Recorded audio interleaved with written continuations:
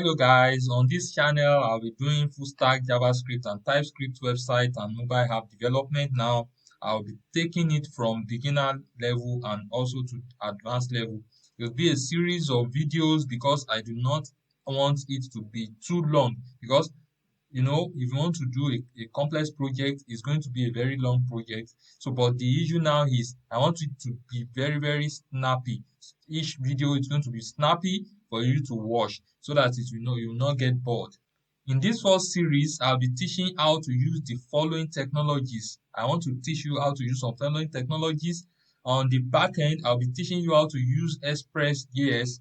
I'll be teaching you how to use bullMQ. I'll be teaching you how to use redis. I'll be teaching you how to use Joy, Nodejs, PostgreSQL, Jsonwebtoken, EJS for templating, cookie parser, calls, and a whole lot of more. And the beautiful part of this thing is that the project is going to be done in TypeScript, both on the front end and on the back end, because presently now most technologies are now requesting for TypeScript. So, and it is high time for everybody to now know how to use TypeScript in their project. Without much talk, let us dive right into the video. So you are welcome. What have I done before now? I created an empty folder which I named bullMQ Nodejs underscore Nodejs. So you can do same thing, and inside this folder I'll be creating two additional folders because this project is going to be having the front end and also the back end. So in this video, I'll be creating all the back end APIs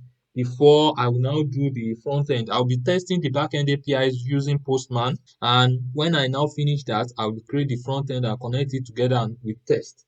So we can see that it's kind of working. What are we doing today? We are creating a simple project whereby we are going to use bullMQ and redis for message queuing so that we can use it to send message. We pass our message into it and send the message using node mailer to the user. So what are the technologies that we are going to be using? We'll be using on the back end, we'll be using Nodejs as runtime.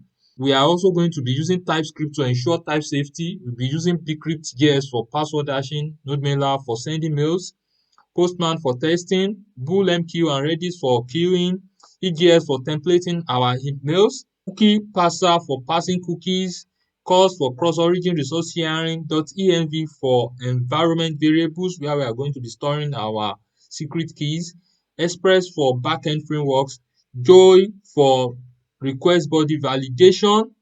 Then we are going to be using Jsonwebtoken for signing and decoding auth tokens. We are going to be using PostgreSQL for database, and we are going to be using Nest for database migration.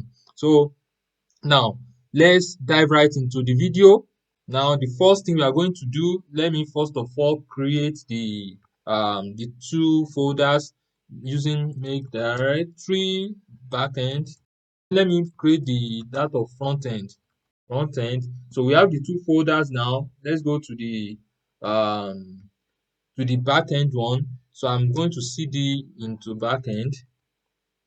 So I'm already in the backend folder now. So after getting into the backend folder, what are we going to do? Let us first of all initialize the the project by doing npm int npm init -y. We are going to initialize it using npm init-y. So I press enter. It's going to initialize a project inside the backend. So let's wait. So now, as you can see, it has initialized the project, naming it backend version 1.0. If you want to change anything, you can change it here. But since we are using this one for testing purpose, so I don't think we need anything to change here for the meantime. Now we are not changing anything. So if you have any cause to change anything later, we can change it. So but let's first of all now install all the dependencies that we are going to be using. So these are the dependencies that we are going to be using. We are going to be needing Express, we'll be needing EJS, and we are going to also use the type of EJS. We'll be needing node mailer. We are also going to be installing the types of node mailer, bcryptjs. We are going to be using bull board in order for us to see the mails that we are putting into queues, and when it's being processed and sent to the user. We are also going to be using bullMQ, which is the queuing system that we are going to be using. We'll be using cookie parser, which is will help us to pass the cookie from the front end to the back end. We're also going to be using CORS, which is the cross-origin resource sharing, which will allow front end and back end to communicate with each other. We'll be using .env for saving all our secret keys in order for, because they are sensitive parameters. So we'll be using EJS for templating our emails the mails that we'll be sending to users.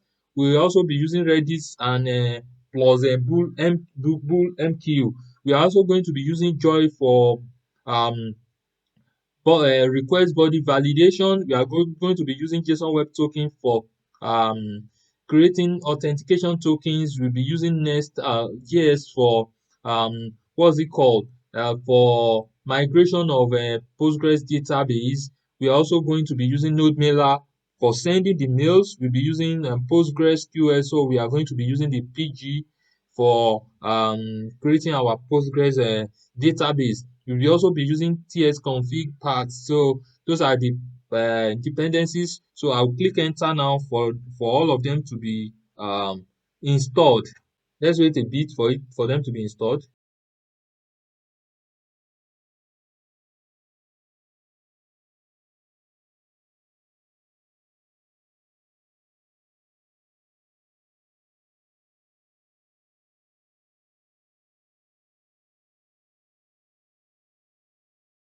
Now all the dependencies have been installed. Now we also need to install some dev dependencies for us to start the work. But before that, let's see. These are the dependencies that we installed. All of them are installed here. So now let's do the dependencies. So we are going to do npm install dash dash save dash dev. So it's all of them will be installed as dev dependencies.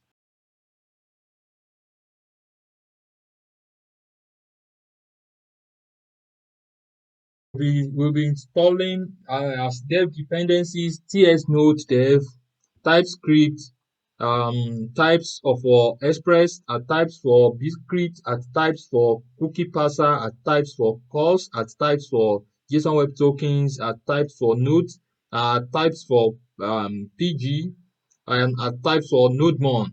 So let me click enter and let's wait for it to install all of them.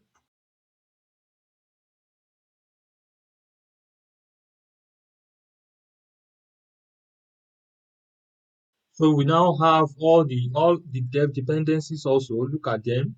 All of them are here. Let's move now to the next step. Let's run this command npx tsc dash dash init. We want to create tsconfig .json file. We have the tsconfig.json file. This is it. So let's do some kind of compiler options. We have to set some compiler options. First of all, let me remove these comments so that we just the one that I'll be using, I will leave them there. So the target, let's change it to ES 2022. Let's change it to ES 2022. So now after that, we are also going to change our modules. Let's scroll down. Okay, the module is going to be common.js. Then we are going to uncomment this line 20, which is the root directory, and it's going to be source. We are going to create that root directory in a jiffy. So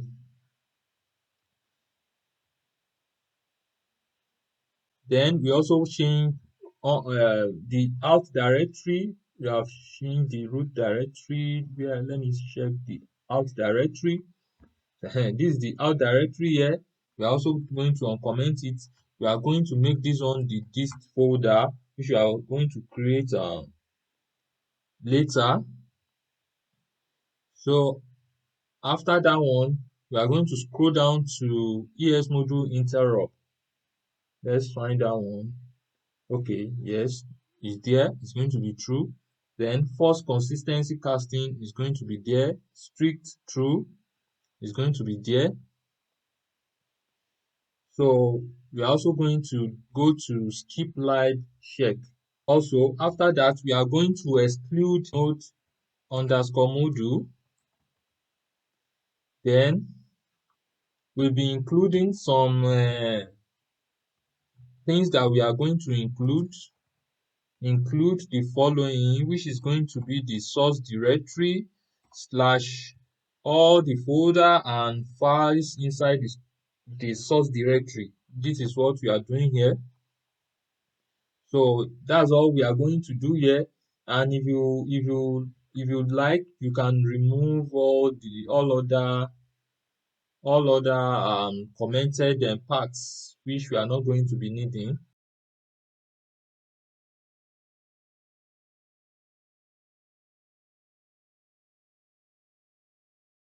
So these are all the things that we need inside our tsconfig.json file.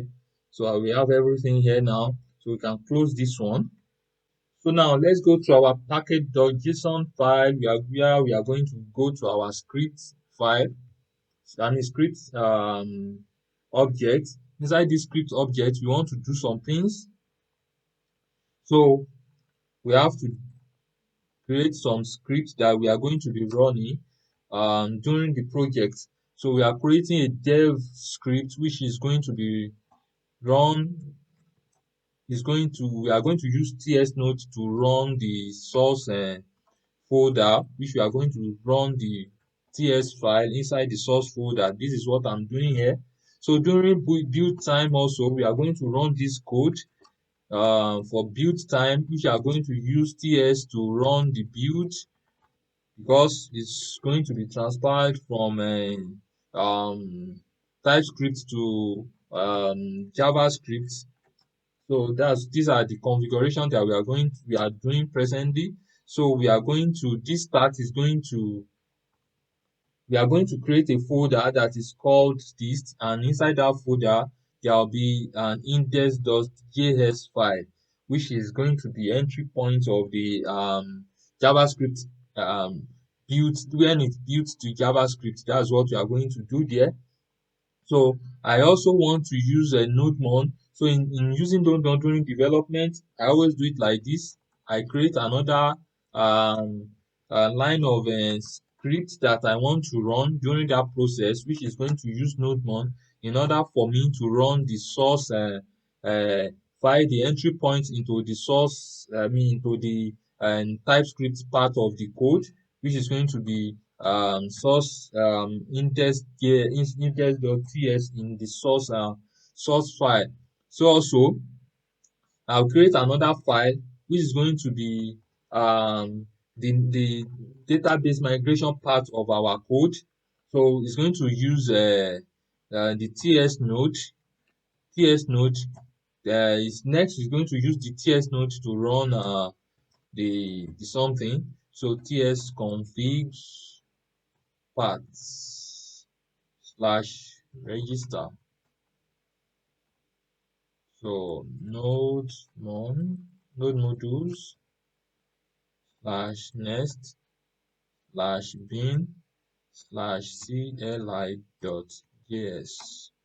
So we are going to use next file src slash next. So I will explain all these lines of code immediately we get to the point of an explanation. I will explain everything to you so that you will get what I'm doing in essence.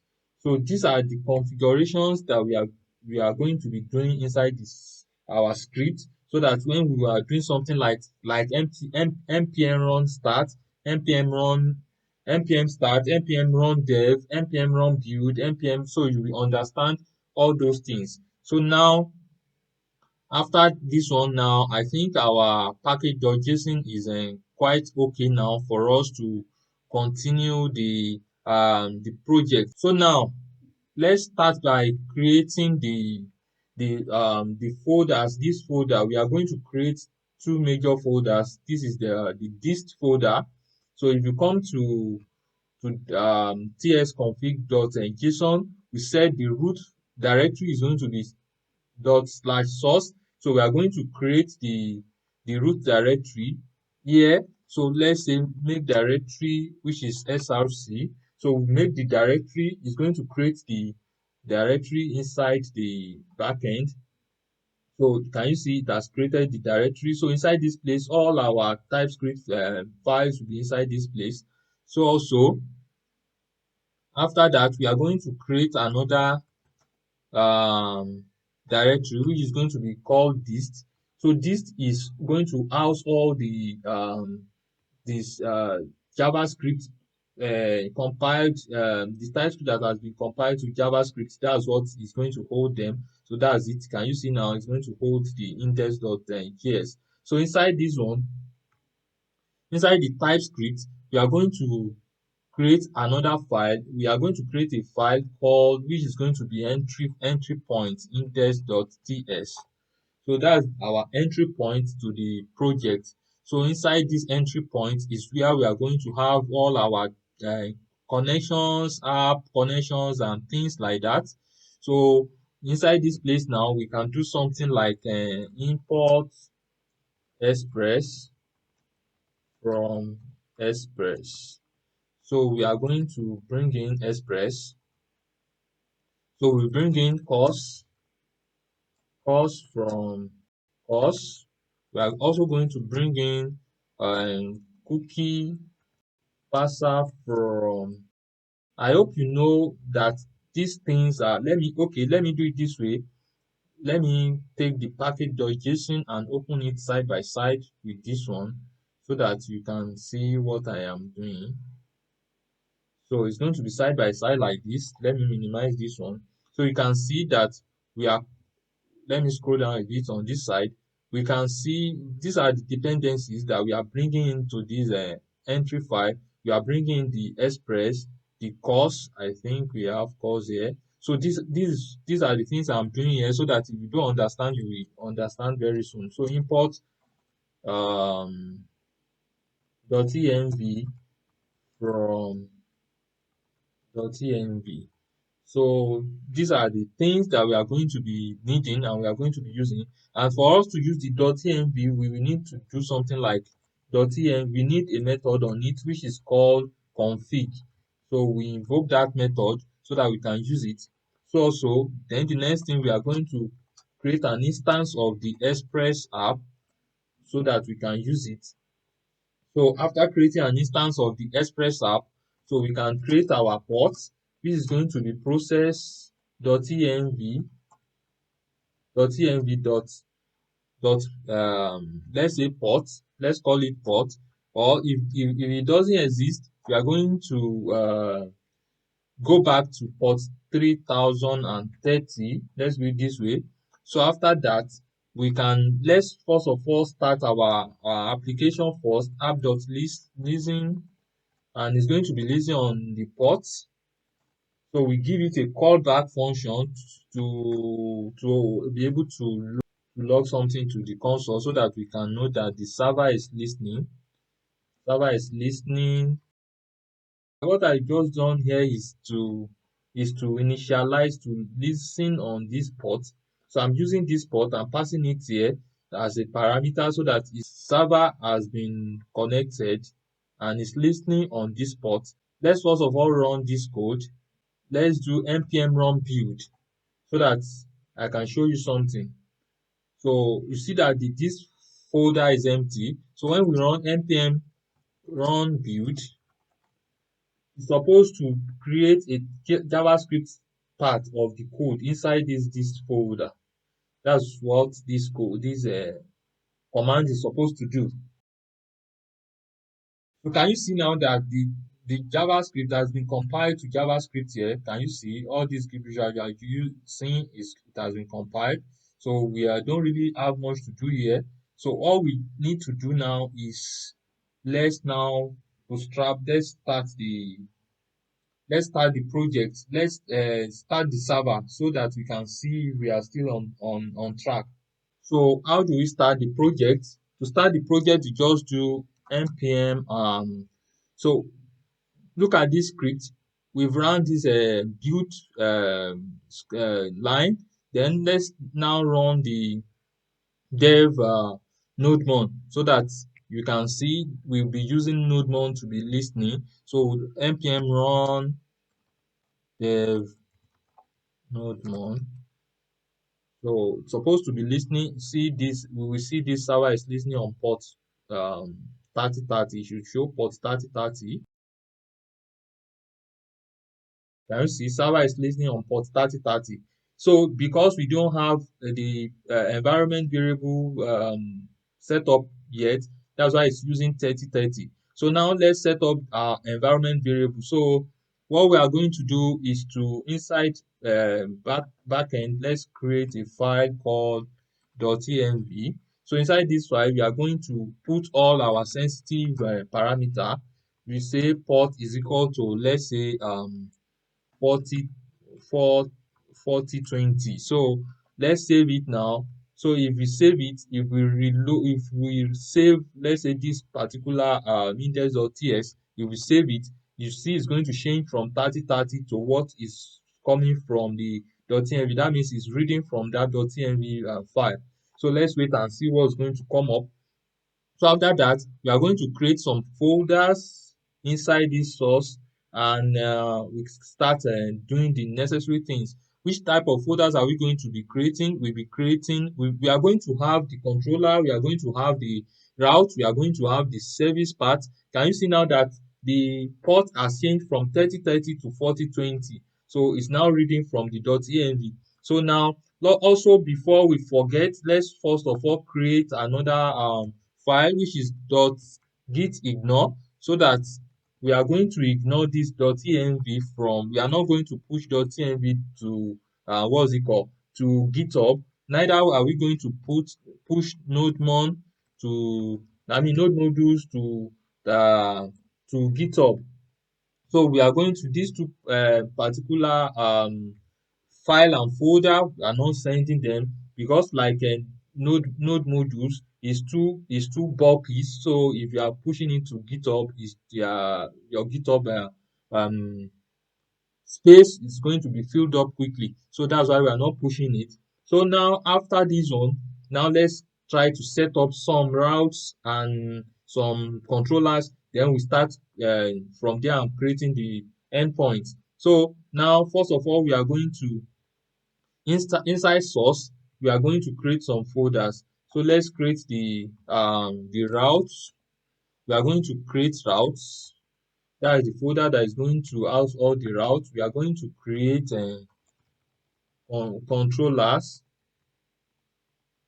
Controllers is going to have all our controllers. So we also create services where all our logic. Oh, so sorry. I'll move that service back into the source.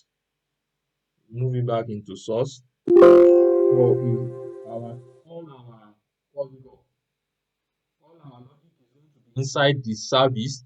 So we'll also have some middlewares. We have, but first of all, let us from here let us do something so that we can quickly do set up all our configurations, and you can see what I'm talking about. So now, for example, if I say let's inside our route, let's have the alt. We have alt dot route dot ts. So it is inside this place all our route for authentication will be placed inside this place. So what we are going to do is import express from express, because we are going to need express here. So we are going to do const router is equal to express dot router. So we have created the instance of a router. So we can now say router dot get, which is going to be, no, let's say router dot post. We are going to use post first, which is going to be since we are into what, let's say that's a uh, register, which is going to be used to register users. So now we can do register user controller. So this one is going to be to our is coming from the controller function that is going to handle this route. So what we are going to do next is let's say router no export default router. So before we connect this router to this to the let me place this one here. Before we connect the router to the root file, this is the root file which is the entry file. Before we connect the router with it, let's create the this route, I mean this controller. So we come to controller, we create another file which is going to be alt.controller.ts. So inside this place we are going to do uh, register user controller, which is going to be normally it's going to be it's going to be async, which is going to take in request and response. Then we do it like this. So after doing it like this, we can come down and do export, which we are going to export this thing. So after exporting it, we can come to the route and just import it here at the route. So it's going to import. So this one is going to go off. So now after that, what are we going to do? Let's go back to okay, before we let's connect the route now to the entry file. So we can say import, what's it called? We are importing the alt route from, we are importing it from dot slash route slash, which is going to be the alt dot route. So it's going to come in from here. So for us to use it, we just say app dot use. We are going to use API slash let's say alt. Then we are going to now use alt route. So this is how to use it. So it's likely going to throw an error. So let's go now. We have connected it now. It's going to read it from there. So now let's go to alt controller. We are in the alt controller. You see that we are having type error here. So let's fix this type error. So for us to fix this type error, we are going to do some things, because on a normal good day, we are supposed to be using um async await, and before we do that, we want to do some things. We know we are going to, if you look at this now, you know that the server has crashed. Look at the server, it has crashed now. So it's complaining that there is a parameter request implicitly as any type. So we are going to fix that. I want to show you something. So now we are going to, let me create a utils let's create a utils folder here. We are going to have some I want to create a try a cache file here, so that instead of me to be doing like this, instead of me to say let's say try and cache like this for every of my controller. So I will not need something like this. I want to do it for all of them inside this place. I want to do it for all of them inside there. So I will just create a file here and call it try cache. Let me call it try cache dot ts. So it's going to be dot ts. So now inside this place, I will do something like, let's call it cache errors.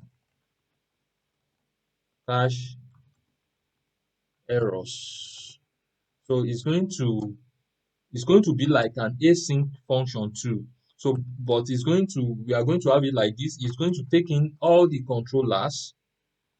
It's going to take in each controller. So after taking in each controller, we are going to now have the async like this. So each controller will have a request, a response, and this one is going to have next. So after having next like this, since it's a middleware, that's why we are putting next. So we are now going to do the try catch here. So after doing the try catch here, we will now do it like this. We are going to pass this controller and pass in this thing into it. So we just await the controller and passing all the parameters, which is the request, the response, and the next. We are going to pass it in. So now, and in case if there's an error, we next the error. What this next error was doing is that it's going to pass the error. We are going to create an error handler. So it's going to pass the error. When it next the error, it's going to pass the error to the error handler. So the error handler is going to catch the error and is going to process the error. So now, if you look at this place very well, you see that we are having a lot of type issue here. So can you see we are having type issue? So what we are going to do in this regard is, I think let us create a particular file that is going to, for it to be very neat, let's create a particular folder for constants. We call it constants. So inside this constants, we will have a type. So all our types will be inside this place that we are going to use for creating the specifying the types for every parameters that we are going to use. So inside this place, we are going to have the types. So the types, let's create a type which is going to be, so let's call the type that we are creating async handler. So it's going to, we are going to open a bracket, normal bracket. We put in the request, which is going to be coming from Express. We also do the same thing for response, which is also going to be coming from Express. So then the next is also going to be coming from Express, which is the next function from Express. So we are going to do it like this. Since it's going to be a promise, so we can now say promise any like this, so that we can use it like this. So now, after creating the type, we just export. We export all the types to be created inside this place. So we export async handler like this. So when we go to the try catch, we can import this async handler into our try catch. So let's go to try catch. So when we import it, we can do something like this.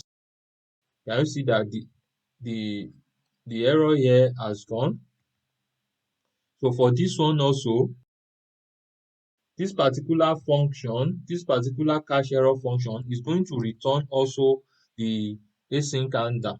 So it's going to return this also. So if we return like that, it's going to, this one also is going to, we have told the Typescript that this one is also going to be an async handler type. So when we save it like this, we can export default cache errors, so that we can use it inside the auth controller. So when we go back to our auth controller, we can be able to use it now. So instead of us to now be using what's it called?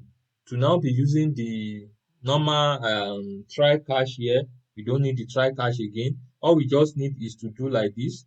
We cut this one like this, cut it, and we just do like this. Cache errors, which is going to bring it in. So we just do like this and put everything inside the cache error. Can you see now that the TypeScript type error has gone? So if we save, so we are supposed to now have it. It's not supposed to be complaining again. The server is supposed to connect now, since we don't have any type error now. So now, during registration, I want to get some, some parameter from the front end, which is going to be, let's destructure the, what's it called? The parameter that will be coming from the front end. So we have the first name. We are going to take the first name of the person registering, we are going to take the last name, we are going to take the username, we are going to take the email, we are going to take the phone number of the person, we are going to take the phone number, we are going to take the password, we are going to take the confirmed password. We are going to get everything from the request.body. So we get everything from the request.body coming from the front end. So now, after getting all this, we will now send it to we'll do validation, inside our the what's it called? Let's go to our package.json. I want to show you something. We installed Joy. We are going to use this Joy to validate all those input fields. So now let's go. So now what am I going to do? For validation, let me just let me create another folder and call it middlewares. Middlewares. So inside these middlewares, we are going to have a validation file. We are going to have validation dot is going to be .ts. So we are going to use this file to validate all our input fields. So let's go. So for the validation, what are we going to do? We are first of all going to import the joy from joy like this. So when we import like that, we are going to we have some parameters that we don't want users to input into some input field. So for example, let's create some regex for forbidden. Let's call it forbidden. I always call it forbidden character regex, which we are going to be needing. So we are going to be needing this one inside, because we want to customize the joy in order for to fit into what we want to use it for. So we also do for phone number pattern. There are some things that you are not supposed to input as the phone number. So phone number should be 1, 2, 3 and things like that. So we don't want users to be inputting things that we are not supposed. So we also have for password regex. It's going to be this one. So those are the things that we need.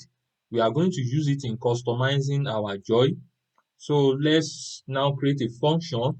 So what happens is, when we'll be let me create joy validation function. So it's going to be like this. It's going to be like this.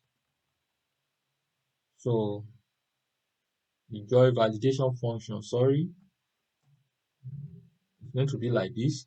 So this function, inside this function, we are going to validate so many things. We will do validation for register, we do validation for login, for reset password, for forgot password. So what am I going to do? I'll be expecting payload, and also I want to put a particular type on it so that I can use this function. I can use this type to check so that I can know the type of validation that needs to be done. Inside register we have different fields. Inside login we have different fields. Inside reset password and forgot password we have different fields also. So I'll just say, let me call it validation type. So I'll be expecting these two parameters from the front end. So now we need to create type for this one, these two things. It says implicitly has an any type, and if you place it also on this one also, it's going to say the same thing, implicitly has an any type. So what are we going to do? Let's create some types for it so that you can also have type for this one. But first of all, we have to do some things now. Let's go to the type file. So inside this file, we are going to have so many types. So now we will have user types, because if we come to, let me place this one here. If we come to the controller, we are going to set types for this input feeds, all these ones. You see, we have these ones are still any. So, and if we continue with it, we are going to see some TypeScript error. So now let's first of all go to our types and create the types that we are going to be needing. So we have a type called user. We have type user. This is going to, we have type user. So we are going to have different types. So we are going to have email type. So we are going to have change password type. We are going to have um type that we are going to use when we want to, for when we are doing Jsonwebtoken, we are going to have type for it also. So now let's say we have, let me call this one, we are going to have the user in JWT type. So now this user type is going to have so many parameter. Let's do it this way. Where is the user type? Let me be doing it one by one so that you will not be confused. So, but later I will now do some clean up inside this place, because the cleanup is going to have, we have some types that we have same parameters inside them. So now, like a user type now, let's say it's going to have username, which is going to be string. It's going to have first name, which is going to be string. It's going to have last name, which is also going to be string. It's going to have email, which is also going to be string. It's going to have phone number, which we are going to be expecting it to be a string because of the database that we are using. It's going to have password, which is going to be string. It's going to have let's say it's going to have confirm password, which is also going to be string. So these are the things that this user type is going to have. So let's export it and go and use it there. What am I going to do in the first place, so that we know the different types that we are going to create? I'm going to use this validation type. So when I create this validation type, you understand what I'm saying. We are going to validate for register. We are going to validate for login. These are the is either this validation type is going to be any of this particular type that I'm creating now. So we are going to do for reset password. We are going to do for forgot password too. So these are the, we can I will still extend it, but let's do for this four, because when we are registering, immediately we register, we are going to send email to the user. So when we also log in and the user is not already verified, we are going to send mail also. So when we want to reset password, when during forgot password, the user is going to drop his email, then we send a reset password link to the email. So this different types is going to allow us to learn how to use bullMQ for queuing. That's why I did it like that. So these are the four different types that we are going to work on now. So what are we going to do? So we are going to create type for the one that we created now. The user that we are going to use is going to be for for registration. So let me show you something. During registration, we are going to have all this. But during login, we are not going to request for some parameter like the first name, last name, the phone number, the password, the confirm password. We are not going to request for it. So, and we cannot, because of that, we cannot use this same input field for this same type for both register and login. So what am I going to do? Let me create another type for login. So I will call it type, let's say payload for login input. So it's going to be like this. So what am I going to, what am I expecting the user to send, which is going to be during login. I want to do it in such a way that the user can either log in with the username or the email address. So, and in that case, let me just, because that input field for username or password is going to be one input field. I mean, the input field for email or username is going to be one input field. So, and as such, what am I going to do? Let me call it login input. So that one is going to be string, which is either the email or username. So also the password, which is going to be string also. So this is the payload. This payload is going to handle the login part. So let's create a payload also for the, what's it called, for reset password part. So now during reset password, we are going to receive the password and the confirm password. So now you see that we have password there and confirm password there. So what am I going to do? Let me create the type for it, and I will call it compare pass type, which is going to take these two parameters. So what am I going to do? I will just cut it from here and paste it here. So then on doing that, my user type now is now going to change. It's going to be compare pass type and this. So it's going to be like this now. So let me move this one.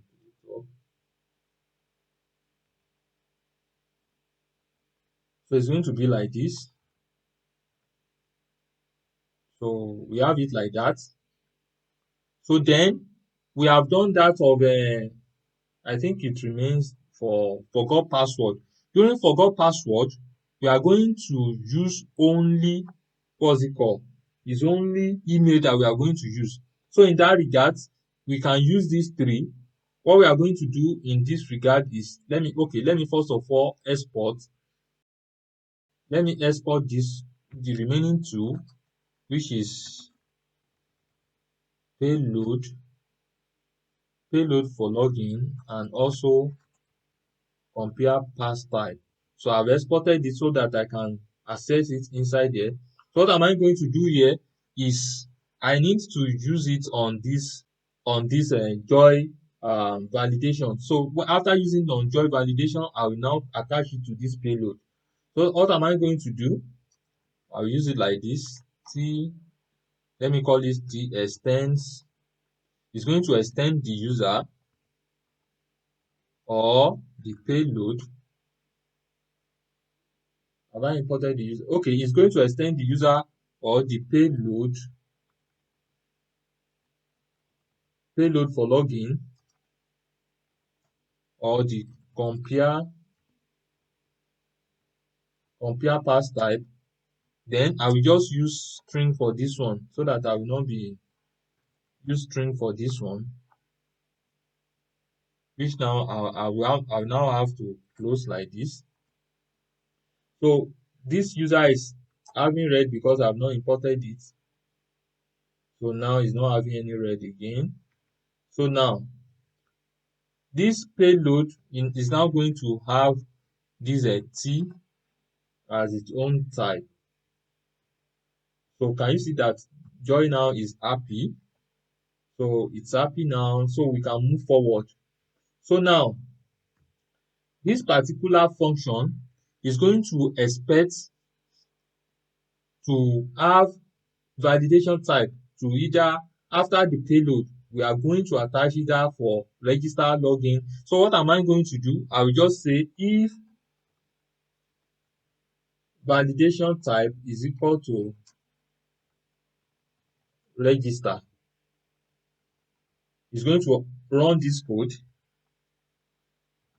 Else if validation type is equal to login, login is going to run this one. It's going to run this one. Then if the validation type is not login and is not register, we also have else if validation type is equal to reset password, is going to run this one. Then we also have else if validation type is equal to forgot password, is now going to run this one. So if you have so many validation types, this is how you are going to do all of them. It's better, I think it's better this way than to be writing different joy validation function for each of them. So after this, what am I going to do? Now I will just go and do some the validation inside this place. But before I start using doing the validation, what am I going to do? Let me just create a particular variable here, calling it validation schema. So let validation schema. So inside this place, I'll just say validation schema is equal to joy dot, there is what we call object on joy. So we call it object. So it's expecting an object. So the first parameter here is the first name, first underscore name, which is going to be joy dot it's supposed to be a string. It must ensure that it is a string. So it's supposed to be minimum of 3 characters. I want to make it minimum of 3. It's going to be minimum of 3. It's going to be required. It's going to be required. Then it's going to have some certain pattern, like what we have at the top. You know, we have forbidden character. I want to use this one now. These are characters that are talking about characters that I don't want inside the. So I'll just say new regex new regex expression. We do it like this. Do like this. Then just follow it like this. Then we put the $sign like this. Then we put this one inside it. Regex dot source like this. So we have to come to the end like this and put another $sign like this. So it must follow this pattern. Then then we have a dot messages. Since I want to put more than one message, so I'll just do it like this. So what are these messages? These are the messages, the error codes that is error messages that is going to be sending. So if the string dot minimum condition is not met, it's going to send do like this: first name length must be at least 3 characters long. So we also have to do for if the string is empty, string dot empty, this is the message that is going to display to the user. first name is required. Coming from this dot required, that's where it's coming from. So we have string dot pattern dot base. So what is this one going to do? When we have invalid characters inside the input field of the first name, we will say there's an invalid character in the first name input field. So these are the things that is going to send for the first name field. So let's try the last name.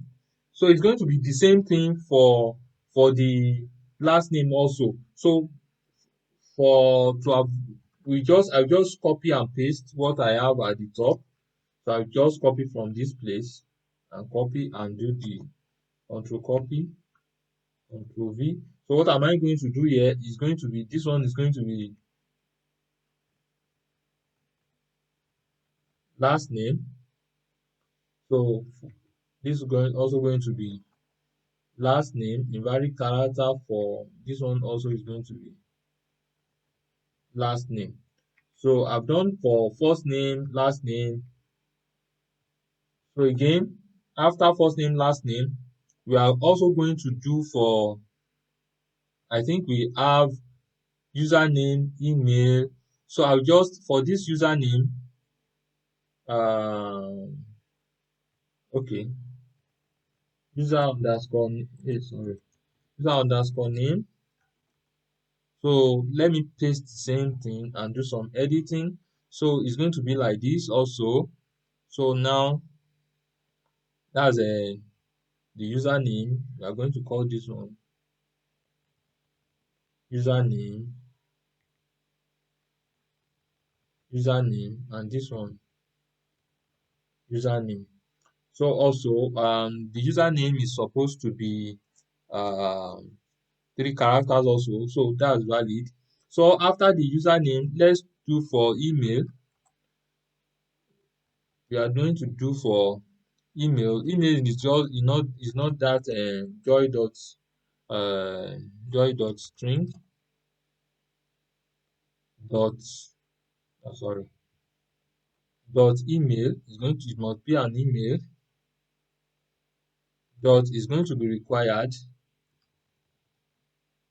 and we are also going to pass some messages to it, so that if the user doesn't provide the something, like for example, if the field is empty, we are going to display this particular message that email is required.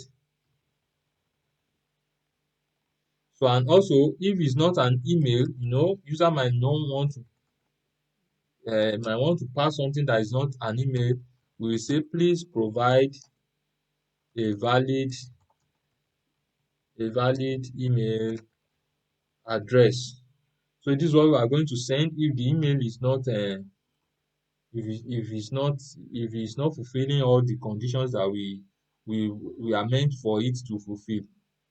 So also now let's go to password. Let's do password.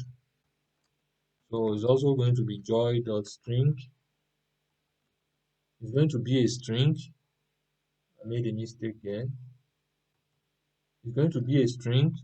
It's going to be minimum of 8 characters. Let's make it minimum of 8 characters. It's going to be maximum of 32 characters. It's going to be required. So it's going to have some pattern also, which is going to password regis. I have it at the top. So it's also going to have some messages. If the user wants to play some pranks on us, if it's empty, we are going to show some password is required. So we are also going to, if it doesn't provide the minimum number, which of eight characters, we say password must be at least 8 characters long. So Then if it doesn't fulfill the maximum, which is max, if it doesn't follow the maximum or is exceeding the maximum, just a password cannot be longer than 32 characters. So also let's do the string, the pattern. If it doesn't follow the pattern, we just say password must contain at least one lower case, one uppercase, and one special character. So that's what we are going to do for the password field. So after the password field, we are going to do for what's it called? The confirm password field, because the password and confirm password supposed to match. Confirm password field. So we are going to say joy dot is also going to be a string. So we are going to use dot valid, that is going to be valid. Joy, we are going to reference the password. So it's going to be valid with the password. It's going to be required so that the user did not decide to leave it. So after all this, we are going to also add the messages so that it's going to follow some certain message. We are going to use any dot only like this. All these things are the parameters signifying any dot only, strong dot empty. We are going to see all these on the documentation of joy. So that's where I've seen it. Password and confirm password do not match. Do not match. So all these error messages can be, the front end can easily display it to the user, and so that the user can know where he's having an issue with the code. So we also have phone number feed. We have phone number feed. It's also going to be a string. So no, I made a mistake. Sorry. I think this one's supposed to be, it's supposed to be inside this place, and this one I'm supposed to give it a comma here. So after it's going to be a string, the phone number is going to be a string. It's going to have a pattern which I created at the top, which is going to be phone number pattern. So it's also going to be required. So it's also going to have some messages, which is not supposed to be empty, and it's supposed to follow the pattern. So we are going to say it's going to be, sorry, it's going to be string dot empty. So if it's empty, we say phone phone phone number is required. So apart from that one, we're also going to do the string dot and pattern dot base, which we are going to say please provide a valid phone number, because that means it's not a valid phone number. So after this one, after the phone number, then we can now go forward by saying we can now start the validation from here. We can now say this particular something that we are doing is going to return, this validation schema. So when we use it to validate the input field, It's going to return some value, which is going to be either error or a value. So, it's either going to be successful, or it's going to return an error. You just say validation schema dot, there's a method on it which is called validation schema dot validate. So then we pass in the payload of what the user has sent. The payload is going to be user here. It's going to be as user here.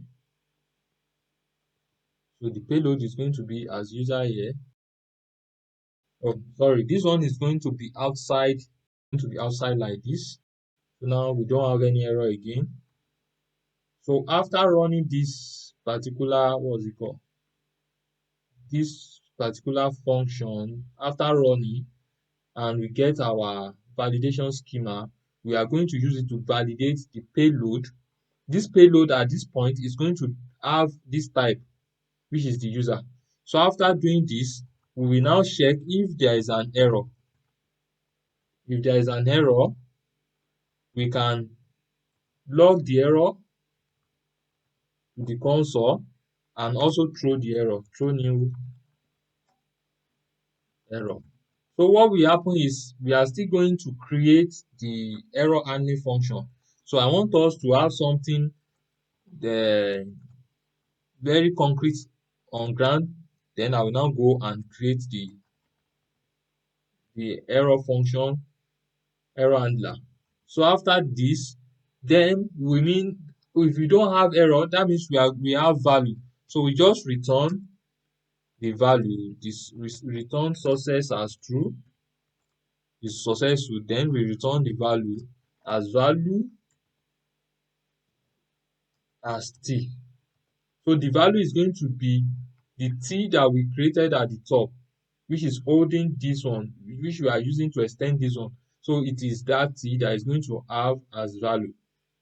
So now we are through with the part of registration. Now.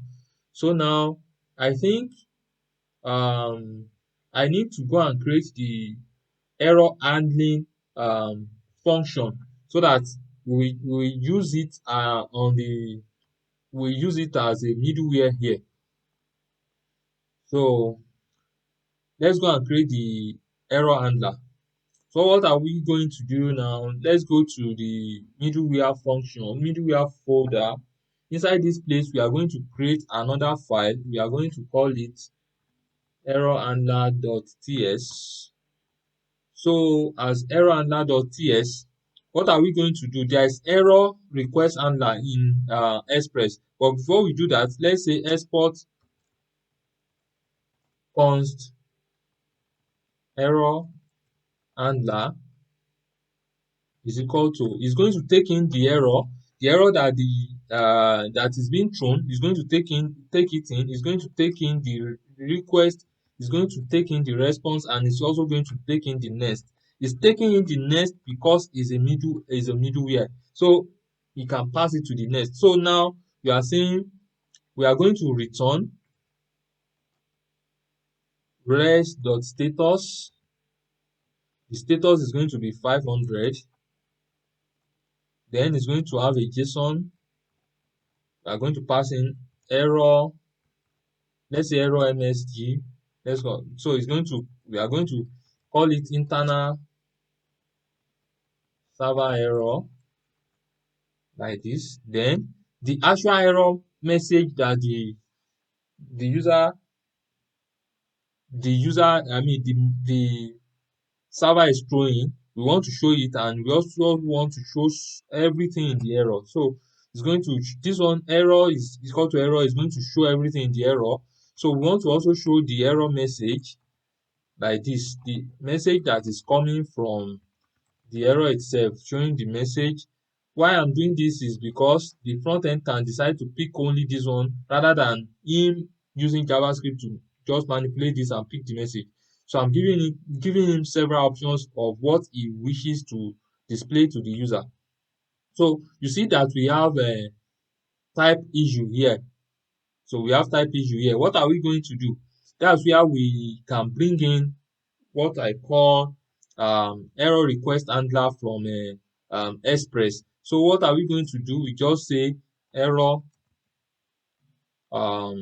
request handler. You see, it's coming from Express. So, and you see, as we have put it, it has decided to stop complaining. So we have the error handler now. So how do we use the error handler? So let me show you how we are going to use the error handler. We are going to use it on the root file, because that's where we are going to use it. So let's go to the root file, which is the index.ts. What are we going to do here is that we are going to use it below all other routes here. It's going to be the last one, which is app.use. We are going to do it like this. We are going to import it and use it. What's the name? That's error handler. We are going to call it. We are not going to invoke it, so we are going to call it like this. And so whatever error that any of these routes throws is going to cache it and is going to display it, send it to the front end, and the front end can display it. It's going to send it as a response. So now, after using our error handler, the next thing I think we are going to do now is let's go back to the auth controller. So inside our auth controller, let's write some logic before we create our service that is going to handle the business logic of the day. So inside this place now, we want to validate. So why we went through those processes is to validate the input field. So we want to validate inputs. We want to validate inputs is equal to, we are going to import the joy validation. The joy validation. It seems I did not export it. Let me go there. Oh, sorry, I haven't exported it. So I say export default joy validation. So we can be able to access it from this place. So we do it like this. It's going to come in now. So we say joy validation, and we are going to pass in some parameters, which is going to be the payload and the you see it's expressing payload, which is either string, compare password type, user payload for login input, and it's also expecting the validation type. So inside this place now, I can just create the payload. Sorry, I'm sorry. So what am I going to do? I will create the payload. Once payload is equal to all of this, copy, paste. So when I do it like that, this one is complaining because I have not passed anything to it. So I'll just say payload, and I'll call this one register. See? So this is what I'm going to pass into it. So the payload is having, see that the payload is having the first name any. So if we don't fix the types for these ones, it's going to create a future issue for us. So what am I going to do? I will have to use the user. So is either I use the user on this one, I can use the user here, or I decide to say, okay, let me call it user here now. If I import this user, it's going to come in. So if you look at it now, if you look at payload now, you see that it has changed from any to string. So when it's passing it down to this validate input, we have it as string, so that we not have any issue when when we are continuing with our codes. So this particular validate input is going to return with uh, response like this. We inside that place we save sources and value. It's going to return with this one when it's successful. Validate inputs. So it's going to return with this one. So after returning with this one, we have validated it. Then we need to call a service where the logic, business logic is going to happen. So what are we going to do in this regard? Let me say the user, we want to do some business logic. The user is equal to await, let me call it register user service, user service. And what am I going to do? I'm going to pass in this value inside. So, but before we continue, let me create this service first. So let's go to this place, and have I created the service? Let's go to the service folder, and we create a file there which is going to be alt.service.ts. So inside this place, I'm going to create a function which is going to be named this, which is going to be equal to this, like this. So let me export it first. Export this. So as I've exported it, if I come to the controller, if I place the controller here, if I can import it here. So you see that it has been imported at the top. So what am I going to do next? So I want to pass in some values into it. So that the values, these are parameters that we are going to use inside this particular what's it called, inside this particular function that we are going to, the what's it called, register user um function. So now let's go. I will pass in the value. I'll pass into it as value like this. We are going to make it an async function. So it's going to be expecting the payload. So if expecting the payload, then we want to, is going to, this payload is going to have some parameter. Let's structure the payload first. It's going to have the following parameter, which is going to be the first name. It's going to have the first name. It's going to have the last name. It's going to have the email. It's going to have the phone number. It's going to have the password. It's going to have the username. We are not going to have the confirm password here because the uh, the validation has confirmed the password inside the validation file. So now it's going to be equal to the payload. So we are going to have it like this.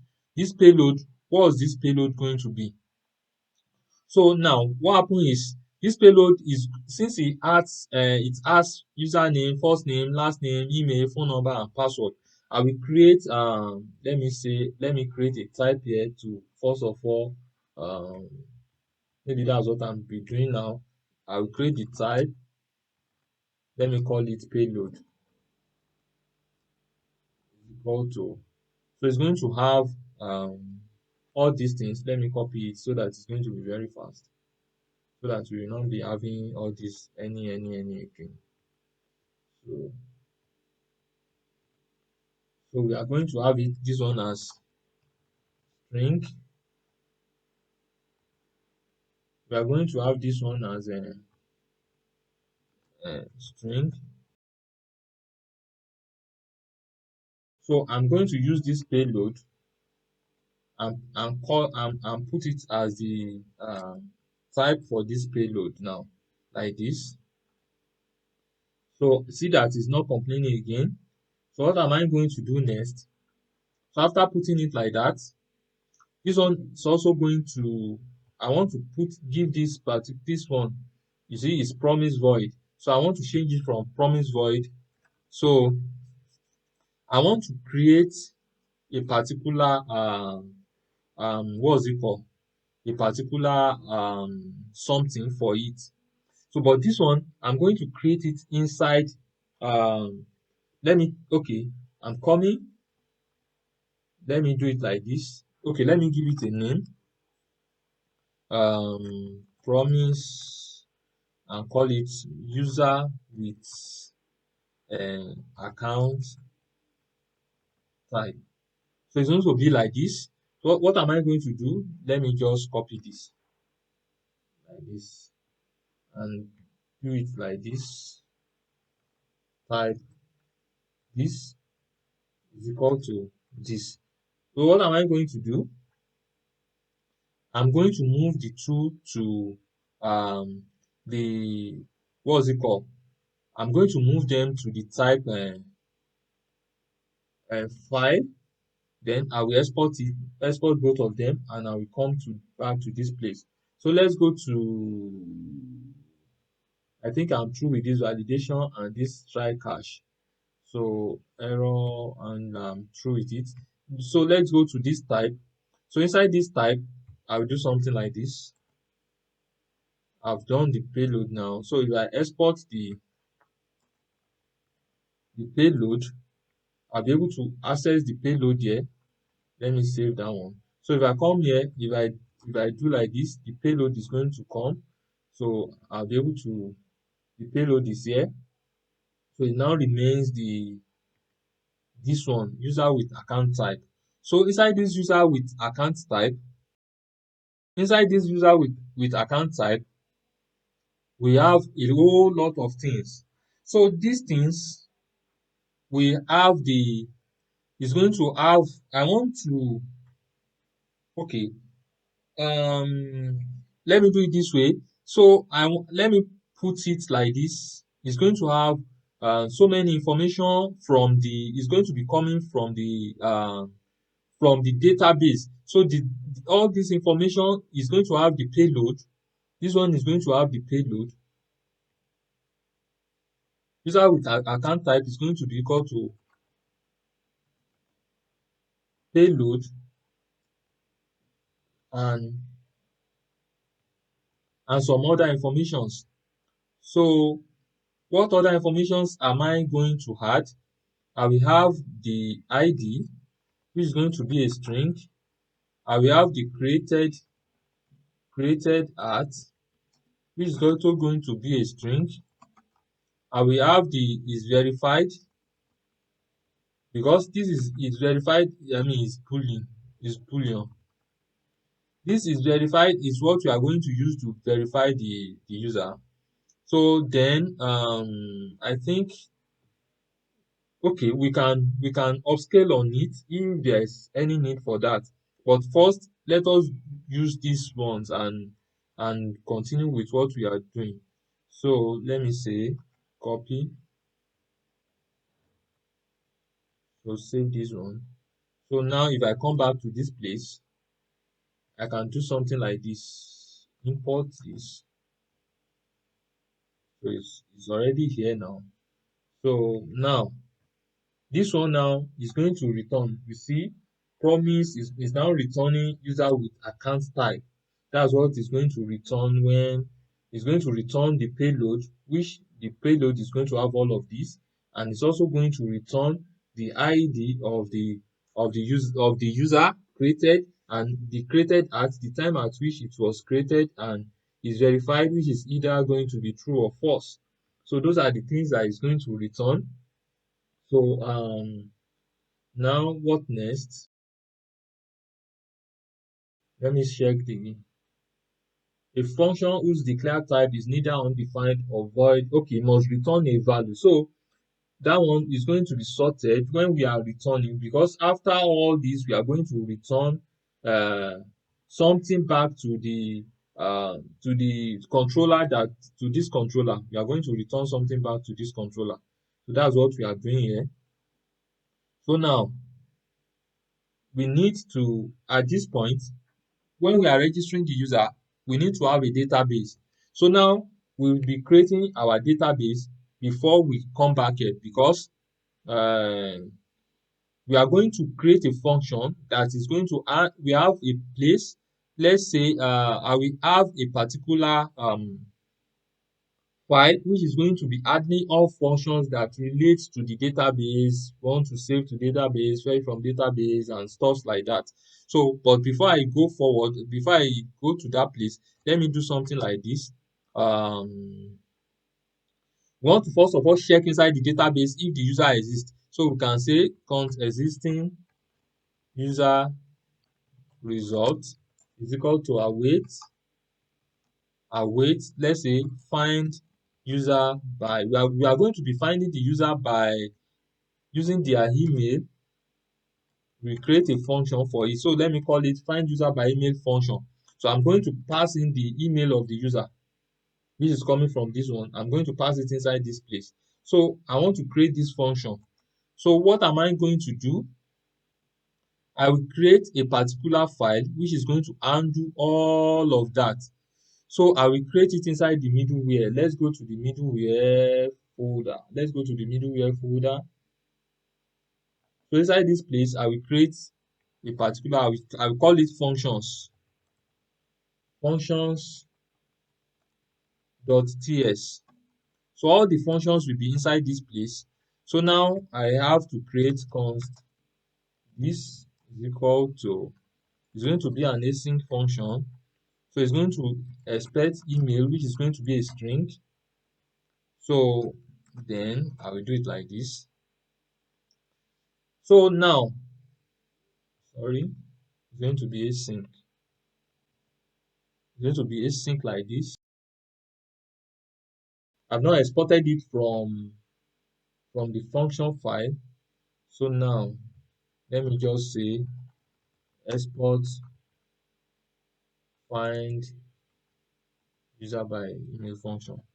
So now I can have access to it here. It's going to bring it up. I've imported it now. So I have access to it here now. So what am I going to do in essence now is that inside this place, this function is supposed to check inside the database and check if there is that particular user inside that database. So now what we are going to do now is we are going to create a database, then we now do the create the function and see what we are going to do. So which database are we going to use? We are going to use Postgres database. So guys, I think what I will do at this point is I'll stop at this place because the video is going, I don't want it to get to 2 hours, so that it's not going to be too long for you guys. So the next video now, which is going to be the series 2, I'm going to create the database. I'll connect the database, then I'll be able to register user inside the database. Then after that, if that one is also up to a 1 hour, I don't want the video to be more than 1 hour, so I will be creating it as series. So after watching this one, watch out for the next video. I'll see you in my next video. But before I go, please, if you are here to subscribe to this YouTube channel, kindly subscribe to the channel and also share the video, like the video, and put your comment in the comment section so that you can talk to me about the type of content you want me to also make. Thank you for watching, as I'm going to see you in my next video.